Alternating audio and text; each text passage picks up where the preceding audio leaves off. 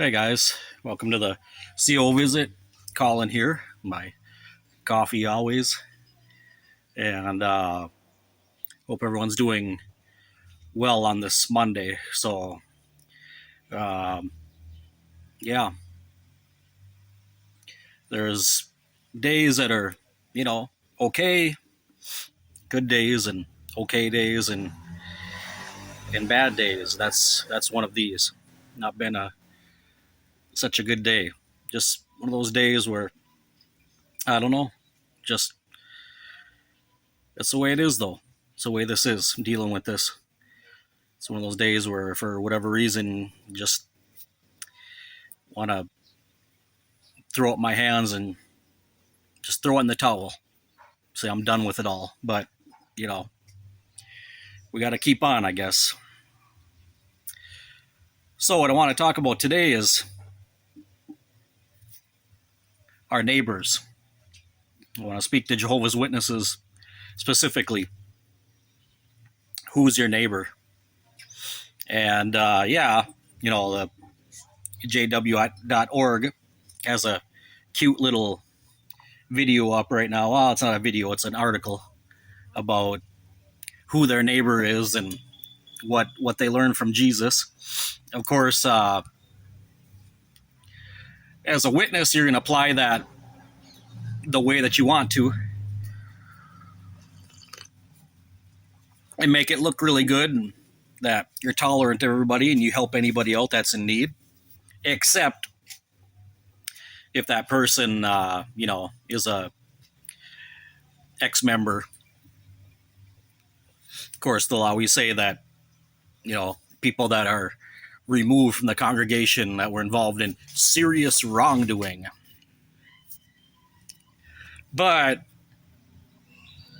of course, I always want to talk to even that same thing. If somebody like that was in need, that's your neighbor, whether you want to admit it or not. But I also, as usual, always want to talk to the situations, you active witnesses, of people who have just simply faded away or decided on their own to leave the religion, okay? Without, committing some serious wrongdoing, whatever that might be. So I want to use as an example my parents. My parents faded away. My parents were never disfellowshipped. Okay, they didn't do anything, and they got divorced later on, but that was just their mutual decision between the two of them, and they simply faded away. They were never removed from the congregation, never disfellowshipped for any wrongdoing or anything like that, and yet they're shunned. Okay, so my question to you, active witnesses, why? Why? Why do you shun people who fade away and don't go to the kingdom hall? Why?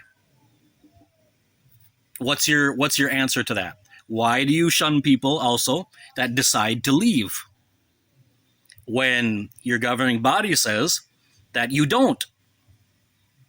That they respect people's right and decision to, for example, change beliefs, change religions.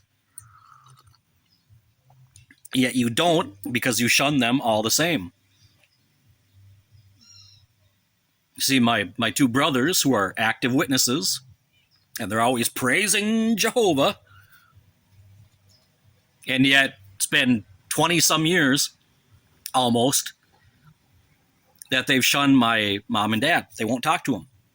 Why? So you witnesses who say that you follow the Bible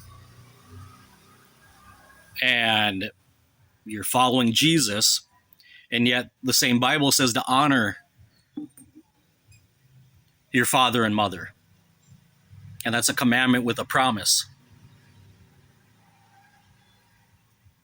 And not only that, there was an example that Jesus himself gave. Since you follow Jesus, right? Jesus gave examples of how, when he was giving examples of what grace is and why they needed to be freed from the bondage of the law, the slavery of the law. And Jesus said many times, as you well know, he said, go and learn what this means. I want mercy and not sacrifice. What was he saying? He's saying he doesn't want people to be legalistic. He doesn't want people to just abide by rules. He wants people to be just. He wants people to be merciful. That's what grace is. And so how can we apply that here? Well, Jesus talked about how there were Israelite men who were ducking their responsibilities with their parents, not paying a due recompense to their parents by helping them, because they used the excuse that, oh, well, that money I used for my, offering to the temple in Jerusalem. That was a cop-out. Okay? So they weren't helping their parents because they were using a legalistic excuse. So were they required to give that offering? Yes. But what Jesus was saying was, if it comes down to giving the offering to the temple or helping your parents, you help your parents. That's what go and learn what this means. I want mercy and not sacrifice. Was it legal to give the offering to the temple? Yes. But was that the just thing to do? No. See, that's what my brothers do. That's what they're doing. They're saying, well, but they don't congregate anymore. They're not with Jehovah anymore. They don't want to be witnesses anymore. They faded away. They don't go to the kingdom hall. So we're going to shun them. We're not going to talk to them. See, that's being legalistic. Because under your own rules, your own procedures, you're not acting the way that you should be. Aren't those the lost sheep? Isn't that the one lost sheep? So my question is to my brothers and all active witnesses, who's going after the lost sheep of Israel? Who's going after the one lost one? The 99 are there. Who's going after the lost one? You see, they don't do it because they use the legalistic excuse that, well, they're not in the truth anymore. No, they're not. But maybe they would have gone back. Maybe they would have been reactivated had you shown them love and interest instead of shunning them for no reason whatsoever. Hey, that's where you see just how much love there is in that organization. The people who honor me with their lips, just like it says in Isaiah, sacrifices. He said, I'm sick of their sacrifices. I abhor incense. That's how God feels about the sacrifices of Jehovah's Witnesses, because they're number one for being legalistic, but no mercy, no grace. Their way of making people come back is coercing them, manipulating them, blackmailing them emotionally. If you don't come back, we're going to cut you off. We're going to make you feel it until you're shamed, until your pain and your guilt and everything else makes you come back. See, that's a humiliation. That's not merciful. That's not a righteous way of helping people.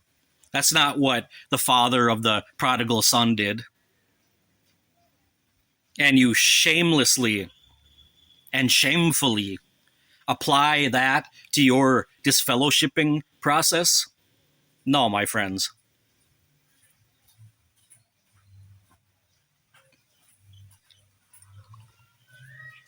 Far from it. So I would really like to hear an active witness explain that. Yes o para qué? ¿Para qué? ¿Ah? ¿Para qué?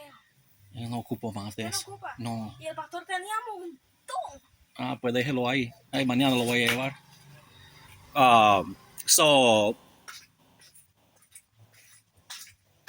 I'd really like to hear some apologetic active witness try to explain that one away. Okay? We're not talking about wrongdoing or anything else like that. Okay? Why are you shunning people who have simply fallen away? Why are you not helping them? You see, that's a real test of who your neighbor is. You see, the Samaritan and vice versa, Jews, according to the way the Jehovah's Witness religion is, had every right to ignore the man who was beaten on the side of the road. Jews hated Samaritans and vice versa because they were, in each other's eyes, they were worshiping a God that was not theirs and was not real, was not true. It was pagan. The Samaritans did not worship the God of the Israelites, and the Israelites did not worship the God of the Samaritans. They're from Samaria, right? So technically, in their eyes, they were right? To hate them and each other. Maybe it was even legal. It was part of their culture. But when they saw a person in need, would it have been the just thing to do to ignore that person? Far from it. You see, the Samaritan showed grace. Grace. Maybe that person laying there on the side of the road earlier had treated him very badly. Maybe he insulted him, called him a dog.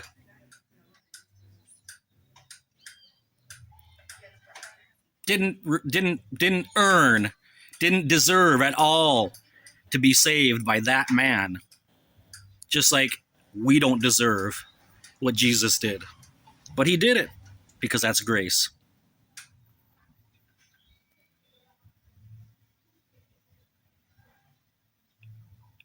So, to active witnesses, to my brothers, my parents could use a little bit of mercy.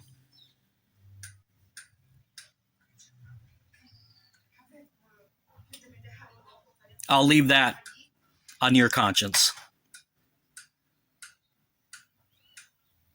Something to think about. So be blessed, everybody. And I'll see you in the next one.